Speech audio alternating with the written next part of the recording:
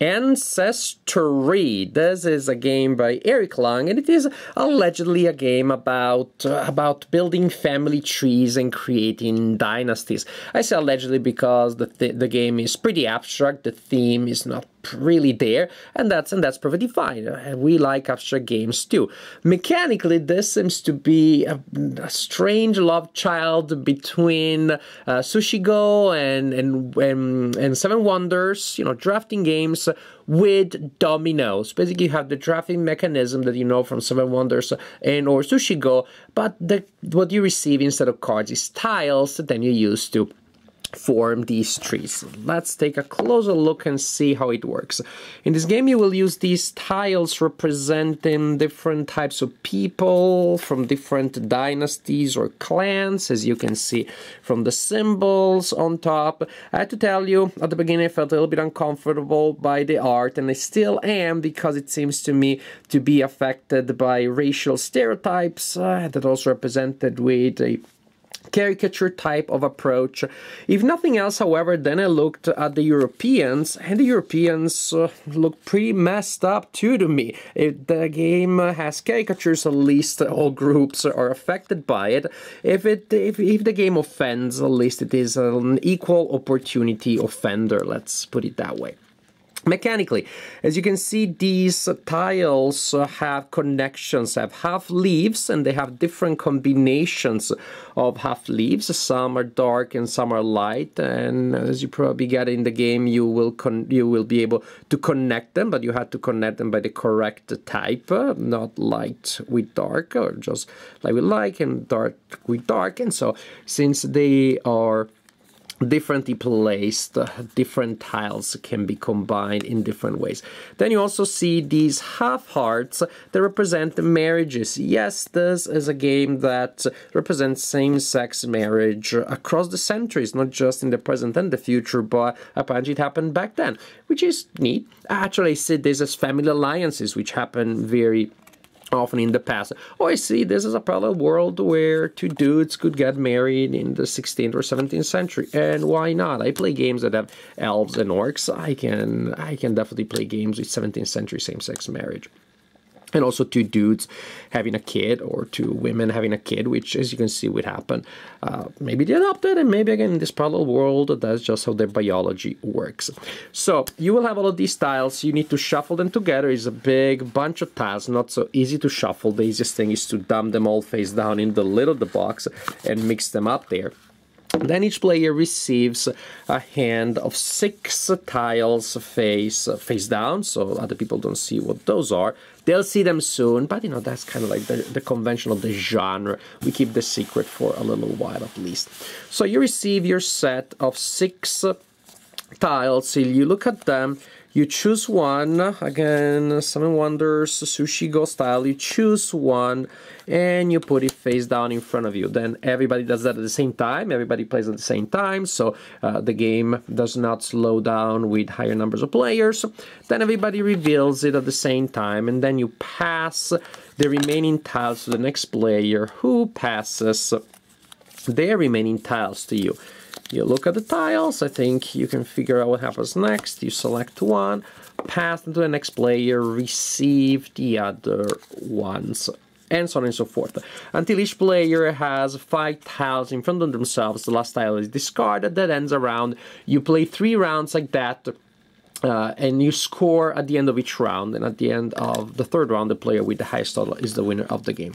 But what do you do with these tiles? Once you reveal a new tile, you have to connect it to tiles, to at least one tile that you already have there. For example, that is a legal connection, this would be a legal connection too, etc., etc. As long as you have at least an open leaf and or an open heart to connect to. For example, I could connect these two people here, forming a marriage there, and then I could connect this, and so on and so forth. Now, when you connect the things with one another, the important thing is that they match in at least one thing. They don't need to match everything. So, for example, this is a legal placement because I have that connection, heart with heart, which is legal. It doesn't matter if the other sides don't match. Oh, here actually I matched two. That's neatest for tweeters.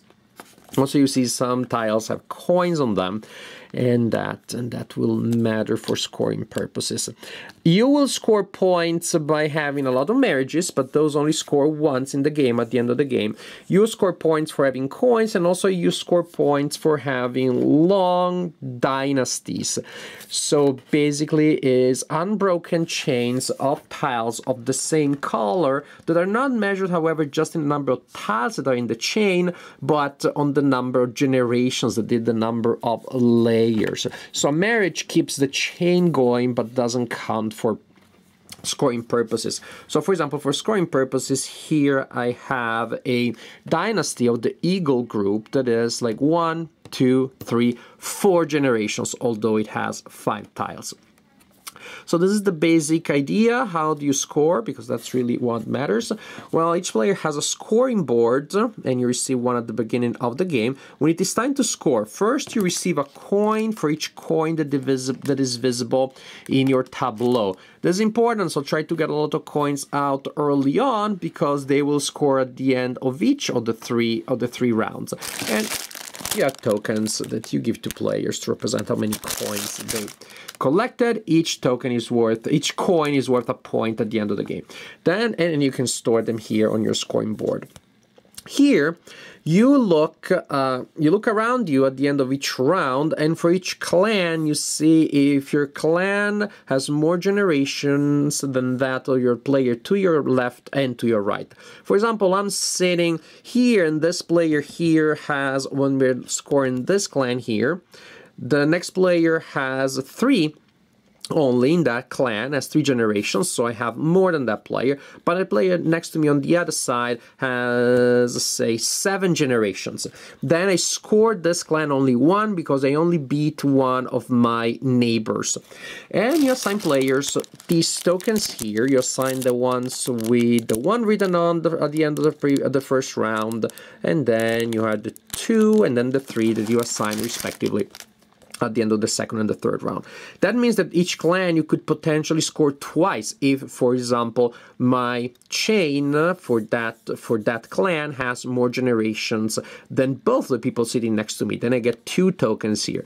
Maybe in next turn one player has a longer dynasty there, then in that category only get 1 token, and then maybe by the third round I don't have any majority there. So you're only comparing majority compared to the people sitting next to you, which means you can score each clan at the end of each round 0 times, once, or twice. Again, coins you score every time, so these 2 types of scoring you do every round. The long dynasties, and you compare those in each clan.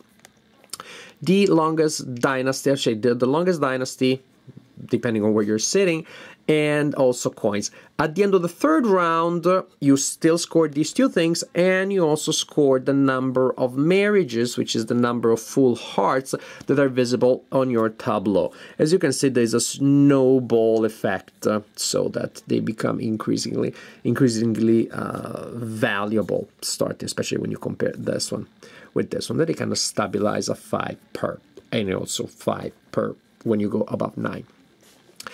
You count all the points that you had at the end of the game. Each coin is worth 1 point. That each unit of money is worth 1 point. These tokens are worth the number that is written on them. So actually, one of these tokens, the ones that you get from majority in the third round, is worth 3 points, much more valuable than the ones that you had in the first round. So that's pretty neat because it creates a certain story arc, or at least a functional arc. You have the sense that the game goes towards higher and higher stakes, because it does. So you count points from those 3 sources: coins, hearts, at the end of the game only, and the tokens you gain from dynasties, and the player with the highest total is the winner of the game. AncesTree. This is a game that I like. It's a fun game. It's very light. Very, very light. It is lighter than Seven Wonders, and maybe that is not so incredible, but it's also lighter than Sushi Go, I found. And that is, well, that means like really light. The strategy is very straightforward. You still have decisions to make, in the sense that you are, to an extent, the maker of your own destiny, but the strategy really is intuitive, which has pluses and minuses, of course. One of the pluses is that I was able to play the game with my 7-year-old daughter Amelia, but even with my 5-year-old daughter Luisa. At the beginning I thought we're going to play Luisa and I as a team, and Amelia is going to play by herself, so that Luisa is going to have fun matching things and making like combos and patterns. But then Luisa, 5-year-old, she really got into the engine. She really understood the idea. And she wanted to play by herself. Lo and behold, before you knew it, Louise and I, the 5-year-old, we were playing the actual game, and she could understand all the rules. Then I counted points for her, but she could see a lot of coins is good, a lot of layers is good, while Amelia was playing with the tiles that we were not using and making patterns. So there's even that toy set element that a child may like that. This is a game that a 5-year-old can play. Now, maybe I'm training my daughters to be gamers more than the average parent trains their average kid, but still a very young gamer can definitely get this. Louisa was able to play the game and was even able to beat me once, a score of 63-61. And all games that we played actually were very tight, which is usually a good thing. We were within just a couple of points from one another. No runaway leader problem, not that we saw. And so that was good. My only suspicion is this going to become, in the long run, too much of a good thing? If every game that we play ends up being within 2-3 points of difference, then I'm starting to wonder if in fact the strategy is so intuitive and the game is so friendly, you will always be able to do something good. In the worst case scenario, something okay. I think cases where you're stuck not being able to place a tile are going to be very rare and very damaging because it's so easy for everybody else to do it. It's not like, well, everybody else isn't able to place 2 or 3 tiles every game. Everybody places every time, every tile, every game, but you that one time. And that may create a snowball effect that, you know, if you lose 1 point in round 1 and 2 and 3, those are enough to lose you the game. So, again, I don't know that it's going to happen very often, that you won't be able to place a tile or you'll make a major mistake. I know that I haven't made any of those, nor has my 5-year-old or the 7-year-old daughter, although the 5-year-old played this more than the other one. It's a game that a 5-year-old or 7-year-old can play competently without making any major mistake. And again, that may end up being too much of a good thing, meaning that since you can always make good decisions, you can always do something at least okay, you always add to your score, I'm wondering if indeed then it ends up being that since it's easy to have a very good strategy, the excellent strategy will be based on like one lucky tile, will be based on one lucky move. And again, if every game ends up being within just a very short range, after a while it starts feeling like it's almost random, because if it was about a very minor decision rather than better gameplay overall, then somehow they make gameplay itself a little trivial. But as a light filler, again, Sushi Go, my 5-year-old daughter doesn't play Sushi Go. The other daughter likes it very much. It's her favorite game. So I'm just worried. I'm just a little worried about that fact. So it's a very simple, very easy game. You can play with a child, and that's an advantage. I wonder if in the long term, then gameplay will be affected by the fact that it is so linear, so straightforward, so intuitive that everybody's doing well all the time. And then the final result will end up feeling a little random.